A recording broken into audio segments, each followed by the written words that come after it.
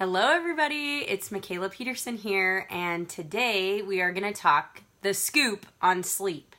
So everyone knows that sleep is important. We are taught that from a young age, that my kids know that we grow when we sleep, and they know how important that is, especially naps for kids or getting to bed early and stuff like that. But we're going to talk about sleep and disease today a little bit. So we're going to talk about the basics. We're going to talk about the hormone systems that are disrupted when you don't get sleep. We're going to talk about how much sleep we actually should get, and then how we accomplish that goal. So first of all, 1 in 10 Americans suffer from a sleep disorder in some capacity, and inadequate sleep leads to obesity, diabetes, stroke, heart disease, cancer, and one of the studies deduced that how well you sleep can determine how well you fight cancer. And so that's what this page is dedicated to. So we really want to get the best sleep possible. And I know that's hard depending on the stress that we're under. We're worrying, we're, an anxious society, and all of that impacts our sleep. So we're going to talk a little bit about the science behind that. So 2 main hormone systems are disrupted that also affect cancer cells. And inadequate sleep has also been shown to decrease the T cells in our body, or the function of the T cells. And remember, those are the sergeants of the immune system that tell the soldiers, which are the B cells, where to go and what to do. And also there's a direct relationship between inadequate sleep and a little protein called cytokines that are roaming around our system. And those little guys are important for inflammation. And so obviously we want them to be working well, because we know that inflammation leads to more disease, right? And so the first thing that's affected is cortisol level. And cortisol is a regulator in the immune system. This mechanism includes the natural killer cells, which, remember, the natural killer cells are the Pac-Men that eat cancer. So we really want those guys to be firing on all cylinders in order for our bodies to be able to help us fight or prevent cancer. So cortisol peaks at dawn, and then it decreases throughout the day.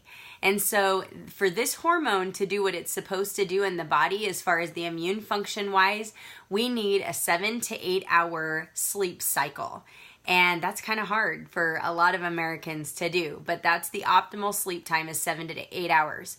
So we want cortisol levels in check, because the cortisol rhythm is directly related to stress, and it's triggered during times of anxiety, and it may lead to cancer worsening. So that's really important. Cortisol is that hormone that allows us to store fat around our midsections.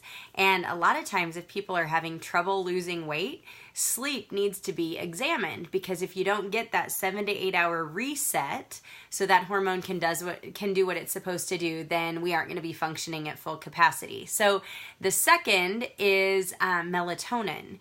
And I'm sure you've seen this advertised on television or heard about it, but melatonin is produced by the brain during sleep, and it actually has antioxidant properties. Remember, antioxidants are those little guys that latch onto the toxins in our body and allow them to be whisked away to the liver and the kidneys to be eliminated for good.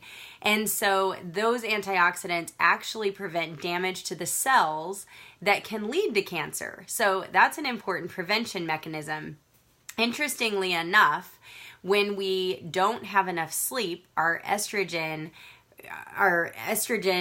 is lowered, and so a lack of sleep can lead to too little melatonin also, because melatonin lowers the estrogen production. I think I said that backwards. Melatonin lowers the estrogen production, and so a lack of sleep leads to too little melatonin. And so this can expose you to higher levels of estrogen than we actually need. And so then you have the risk of estrogen-dependent cancers.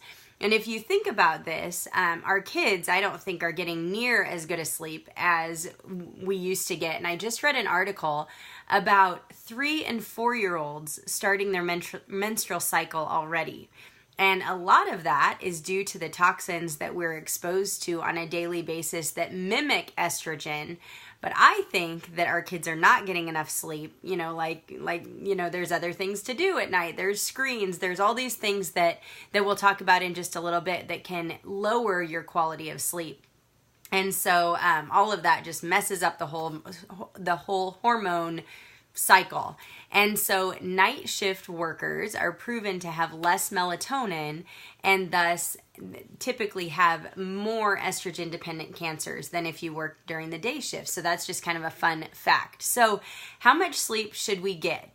I want your guesses below. So give me a guess if you think you know how many hours we should get. I kind of just touched on the adults. We should get 7 to 8 hours of sleep every night. But how many hours of sleep should teens get?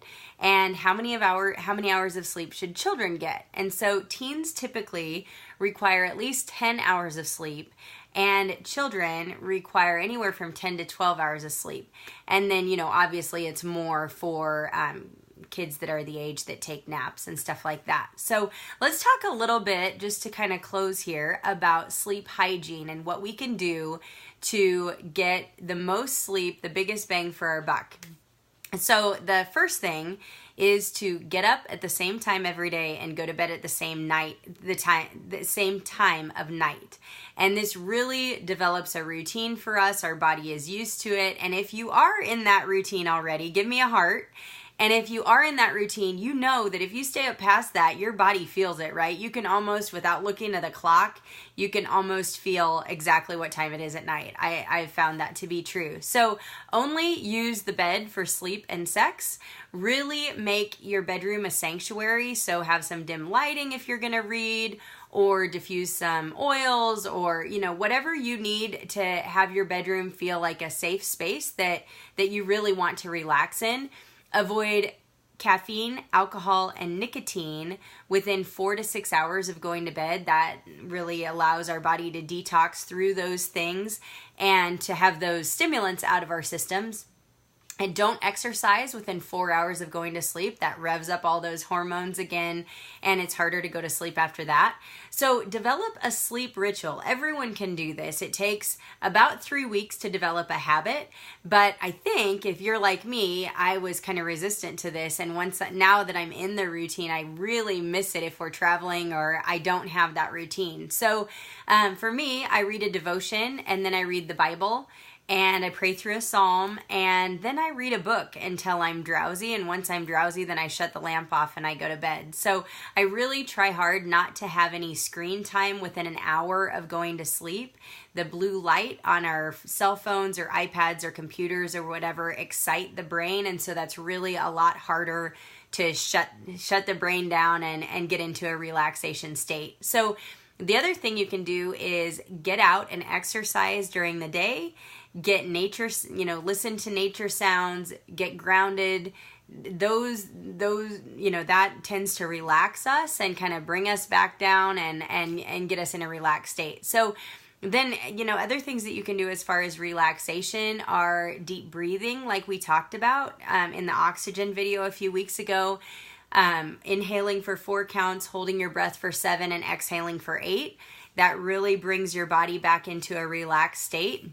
You can listen to easy listening music or nature sounds. I know they have alarm clocks now, or even apps on your phone that you can get like 8 hours of nature sounds.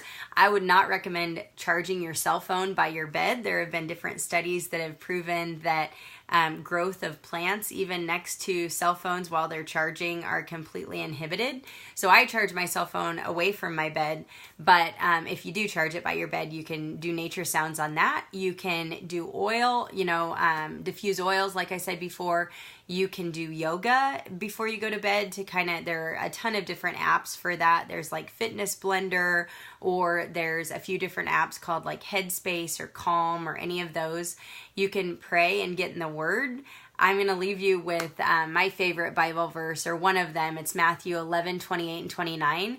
Come to me, all who are weary and burdened, and I will give you rest. Take my yoke upon you and learn from me, for I am gentle and humble in heart.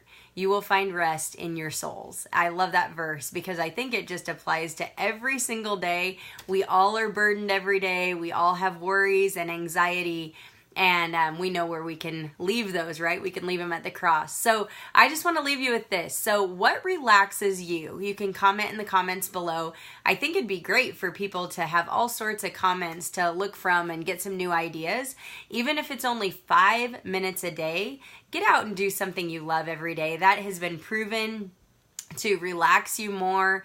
And you can think though of, as you're falling asleep, you can meditate on what you did during the day. Gratitude is a huge one to think of as you're going to sleep. All the things that you're thankful for as you're going to sleep, you can list those off. For me, playing the piano really relaxes me. Cuddling with my kids, obviously. The kids ask for 20-second hugs at night, and there is something about a 20-second hug that's just magic. So I posted a post about that before, but our body chemistry does change when we embrace someone we love for 20 seconds. So what relaxes you? I cannot wait to hear, and thank you guys so much for your time, and we'll see you next week. Have a great day.